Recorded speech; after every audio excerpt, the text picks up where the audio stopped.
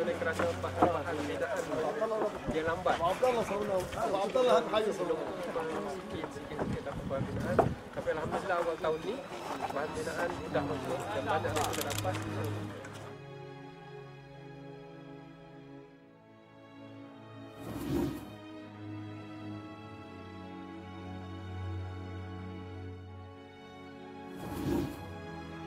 Jadi insya-Allah kita mengucapkan sebenarnya terima kasih banyak-banyak dengan Muassasah Darul Quran wa Sunnah kerana pada hari ini impian bukan setakat impian daripada rakyat Palestin tetapi juga impian rakyat Malaysia untuk merealisasikan sebuah sekolah tahfiz Al-Quran yang akan dibina di sini untuk membentuk generasi Palestin yang akan meneruskan perjuangan untuk membebaskan Palestin dan membebaskan Masjidil Aqsa tercapai juga akhirnya di sini.